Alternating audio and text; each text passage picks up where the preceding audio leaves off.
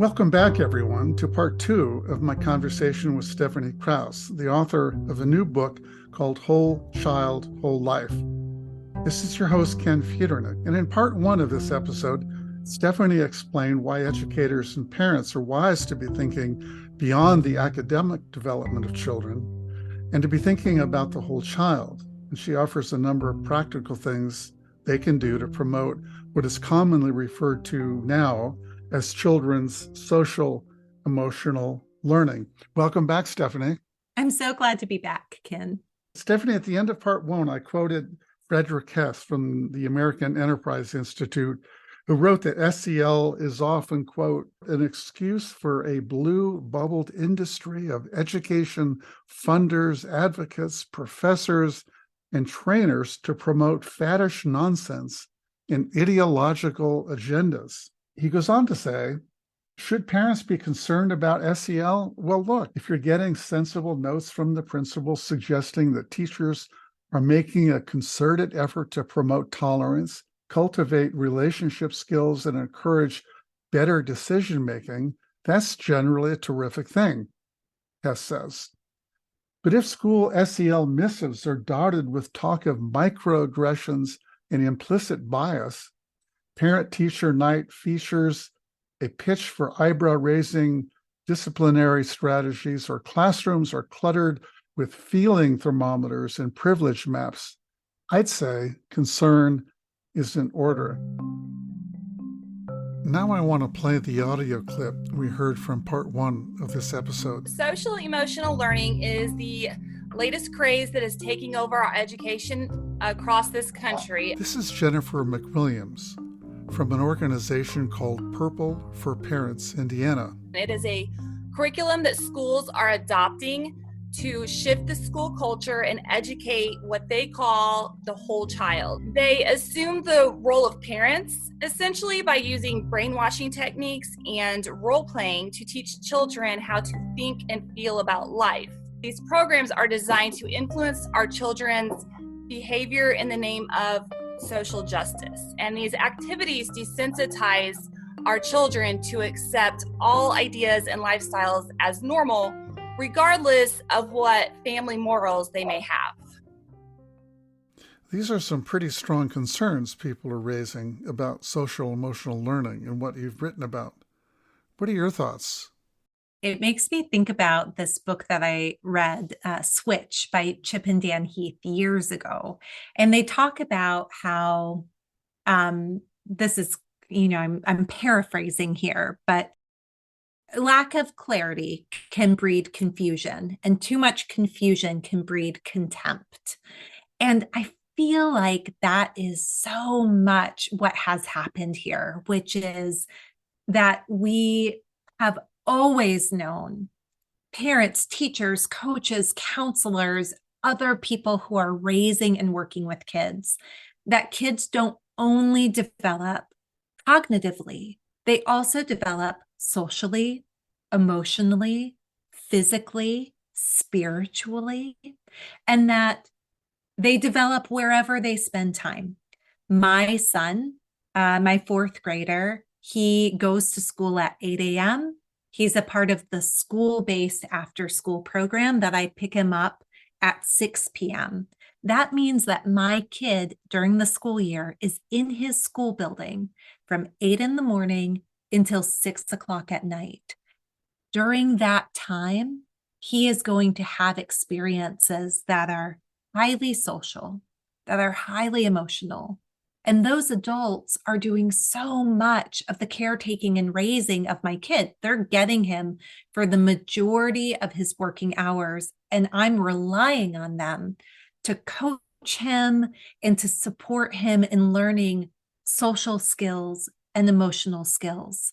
So I think to first lay the groundwork here, we have, on the one hand, what are the social and emotional developmental milestones that kids hit as they are going through school?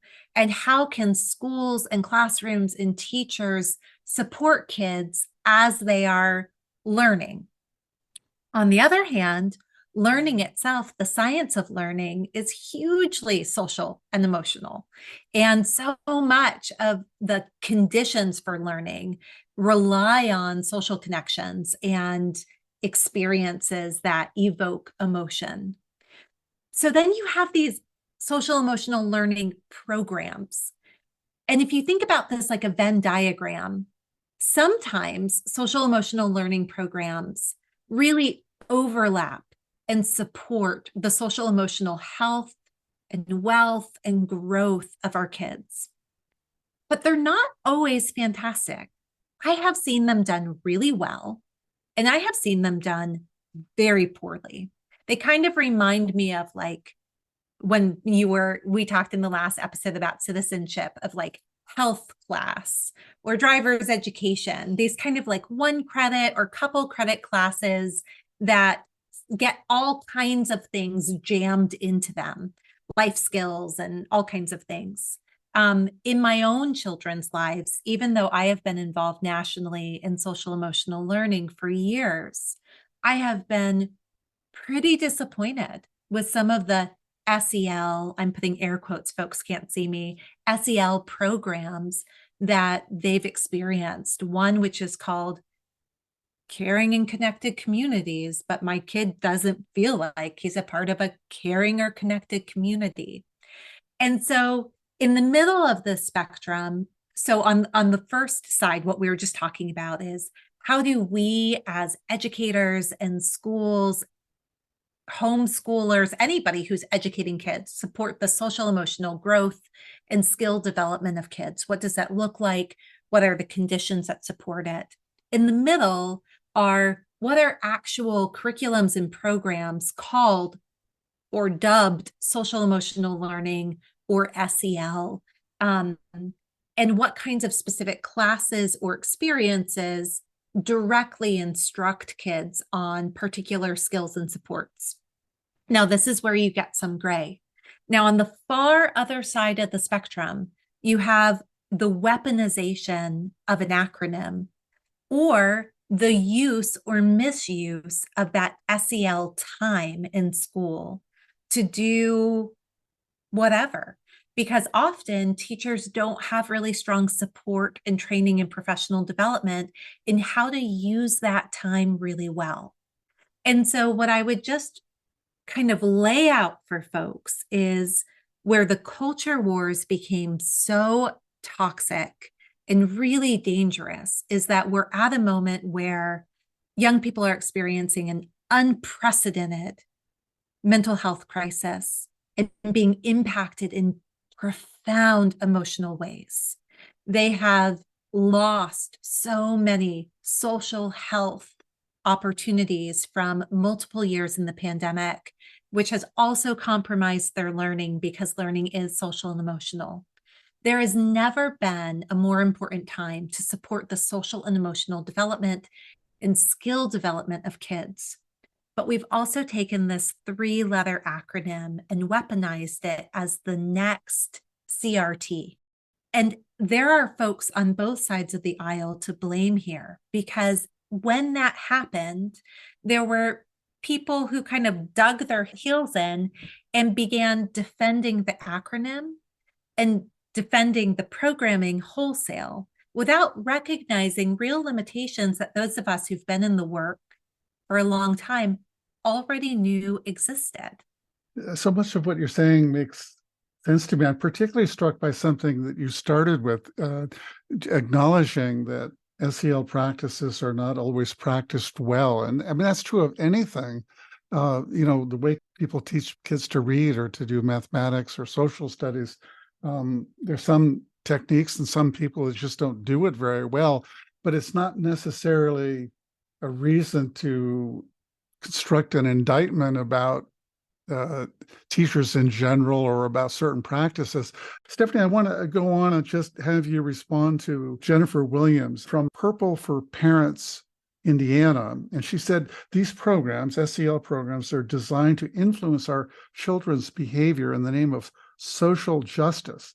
These activities desensitize our children to accept all ideas and all lifestyles as normal, regardless of what family morals they might have. And I want to get your take on that. And then I want to just read something, or maybe I'll read it now from your book, and to see if this is something that people like Jennifer McWilliams from Indiana are concerned with. This is in a section of your book called Civic Engagement and Socio-Political Development. You write, experiences with violence, oppression, suppression, trauma, tragedy, and disaster poison children's well-being and jeopardize their development. Young people deserve supports and skills to solve the problems that hurt them. We can help them learn to use their gifts, stories, and experiences for good. Becoming a force for good is profoundly powerful. It moves young people from being passive and feeling helpless to becoming active agents in their own healing and transformation. And I just wonder if that's the kind of education that young people that someone like Jennifer McWilliams might think is a way of promoting or sort of engaging in left-wing indoctrination. Maybe. But the question is also what is supporting the regular developmental tasks of what it means to grow up. And so when we look at the brain science of adolescence, we know that from 11 all the way to your mid-20s, some of the primary questions that young people are asking and exploring, and it's how they're learning and it's how they're developing, are who am I? Where do I belong? What do I believe in? What do I agree with? And so as educators, we have a responsibility to create structures and situations where they can explore those questions. And we should do it as navigators and facilitators and not imposing necessarily our own beliefs and morals. I do believe that there are situations where teachers and educators may find themselves in a scenario where their own moral beliefs get in the way of supporting an individual student. When and if that happens, I think it's the responsibility of the adult, if they're not in a place to reconsider their belief or interrogate it, to actually remove themselves from the situation. It keeps that young person safe, because the young person by design is exploring who they are and what they believe and what their identity is. So for as much as we see people, parents, politicians, others wanting to take, for example, identity development out of school, it doesn't matter if a child is being public schooled, private schooled, homeschooled, parochial schooled, or unschooled. Identity development is a core part of what it means to be a tween and what it means to be a teen. We can't remove that part from happening, but we can put in conditions and situations that enable them to explore it. I think that our job as educators is to create a space where young people are able to feel safe and secure in who they are and in the spaces that they're exploring and inhabiting, so that they can come in and learn and have stability and security in their learning environment. They can bring their full selves in. Again, we talked in the first episode about these whole life practices, and community and belonging is one of the strongest ones of all. It also relates a lot to mental health. But as it relates to justice issues, I think that one of the most powerful things about this group of kids is that these big global issues have become personal and proximate, and they can be very concerning and very scary. But when we figure out ways to teach them how to be active in solution making, then we give them a liberated sense of self that maybe they can actually make the world better and good, and they can solve some of these problems that are hurting them and the people they love, which takes us all the way then back to SEL and SEL programming. So when I go in to work with the state or community, I always ask, how important is the language to you? What are you defending by continuing to call it social emotional learning or SEL? And if they're far enough down the road and people sort of know that here's what belongs in the box of social emotional learning, it might be more damaging to change the language than not. But it reminds me of the early days years ago when competency-based education was first on the rise. And we used to say, you are competency-based if you say you are competency-based. And there was a research phenomenon that you might remember from professor days, and it was called the jingle jangle fallacy. And I'm going to get this wrong, but I think jingle was you and I are saying the same thing, but we mean something different. And jangle was you and I are saying different things, but we actually mean the same thing. And so there's this real rhetoric language issue that can get away from the real fundamental work of helping kids learn and develop and become good humans and have good lives. In my perspective, social emotional learning is learning. It should be unbundled and integrated into everything that kids are doing. It shouldn't be a set aside time. You might have set aside times for advisories or homerooms or projects or civics that are more rich in the expression of social skills and emotional skills and supports, but you should never relegate it to one particular spot. And that's the same for learning to be good humans and learning to be good citizens and taking on challenging problems. I want to just add something to that nice analysis you gave about what's going on. And it, first of all, it just reminds me once again that promoting something like educating for the whole child or social emotional learning can be done well and it can be done poorly. And when it's done poorly, is that because people have bad agendas or is it they weren't adequately prepared? But it's unfortunate when groups form and point fingers and say there's a conspiracy here, that educators as a group are promoting a certain political agenda. And I go back to something that Peter Coleman from Columbia told me in my interview with him about the culture wars. And he said that much of what is happening in the culture wars is really being promoted by what he referred to as outside agitators. And Amanda Ripley, who I also interviewed, referred to them as kind of conflict entrepreneurs, people who are for political or financial gain or self-interest are essentially manufacturing crises in local communities, deliberately instilling fear among people that and trying to pit one another against each other for their own gains. And but I want to just conclude our conversation with the thought I have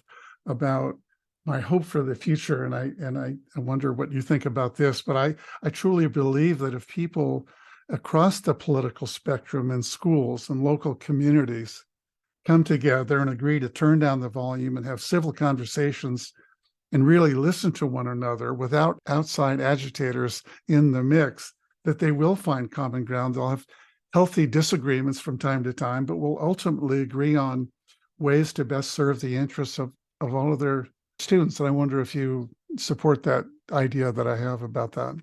I want to take you quickly into my community. So my community has changed demographically and politically throughout the pandemic.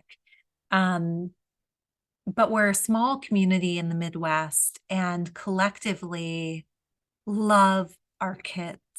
And it has been so powerful, hard in so many moments, but powerful to live here and to wrestle with the ideas that have made us feel so different.